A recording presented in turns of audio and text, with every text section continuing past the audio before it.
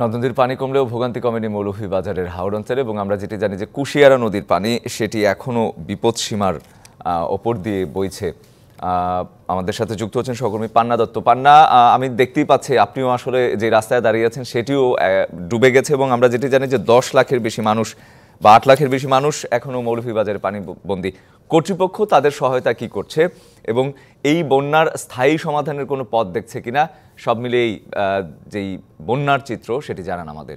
রঞ্জন, আপনি যেমনটি বলছিলেন মৌলভীবাজারের নদ নদীর পানি কমতে শুরু করলেও আসলে হাওর অঞ্চলে বিশেষ করে জুড়ি, বড়লেখা এবং কুলাউড়া উপজেলার মানুষ এখনো কিন্তু ভোগান্তিতে রয়েছেন এবং মানব বেতর জীবনযাপন করছেন। কারণ হাকালুকি হাওরের সংযোগ হচ্ছে কুশিয়ারা নদীর সাথে। কুশিয়ারা নদী যেহেতু এখনো বিপদসীমার উপর দিয়ে প্রবাহিত হচ্ছে এবং হাকালুকি হাওরের পানি কুশিয়ারা নদীতে নামতে পারতেছে না, যার কারণে কিন্তু এই 3 উপজেলার নিম্নাঞ্চলের মানুষ ভোগান্তিতে পড়েছেন এবং এখনো অনেক গ্রামের বাড়িঘরে পানি রয়েছে, রাস্তাঘাট ডুবে গেছে, ফসলি জমি ডুবে গেছে এবং জেলা প্রশাসন থেকে সারা জেলায় 205টি আশ্রয়ণ কেন্দ্র খোলা হয়েছে এবং সেই আশ্রয়ণ কেন্দ্রে প্রায় 10,000 মানুষ ঠাঁই নিয়েছেন। এছাড়াও অনেকেই কিন্তু কষ্ট করে জানমালের নিরাপত্তা এবং ঘরের জিনিসপত্র, গবাদি পশু সবকিছু রক্ষণাবেক্ষণের জন্য কিন্তু কষ্ট করেও মানবতর জীবনযাপন করছেন বাড়িঘরে থেকে।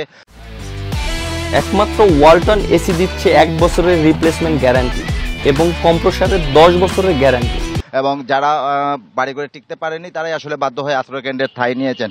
এবং আমরা এবারের বন্যার শুরু থেকেই আমরা আসলে দেখতে পেয়েছি যে প্রশাসন থেকে ত্রাণ তৎপরতা শুরু করেছেন। প্রথম দিকে তারা শুকনো খাবার দিচ্ছেন, পানি বিশুদ্ধকরণ ট্যাবলেট এবং পানি দিচ্ছেন, তাছাড়া চাল দিচ্ছেন। এছাড়াও প্রশাসনের পাশাপাশি যে সামাজিক এবং রাজনৈতিক সংগঠন আছে এবং বিভিন্ন জনপ্রতিনিধিরা আছেন তারাও কিন্তু রান্না করা খাবার, শুকনো খাবার নিয়ে মানুষের পাশে যাওয়ার চেষ্টা করছেন, বিশেষ করে আশ্রয়ণ কেন্দ্রগুলোতে। কিন্তু আশ্রয়ণ কেন্দ্রের বাইরে যারা এখনো আসলে দুর্গত এলাকায় বাড়িঘরে অবস্থান করছেন তারা আসলে অনেকটাই খাদ্য সংকট বা সুপ্রিয় বিশুদ্ধ পানির অভাব এবং সংকট দেখা দিয়েছে বলে অনেকেই আমাদেরকে জানিয়েছেন।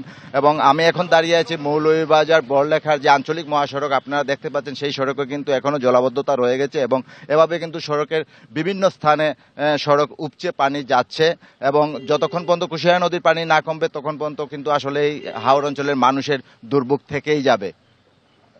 রঞ্জন, এই ছিল হাওর পার থেকে সর্বশেষ তথ্য। পান্না, আপনাকে ধন্যবাদ।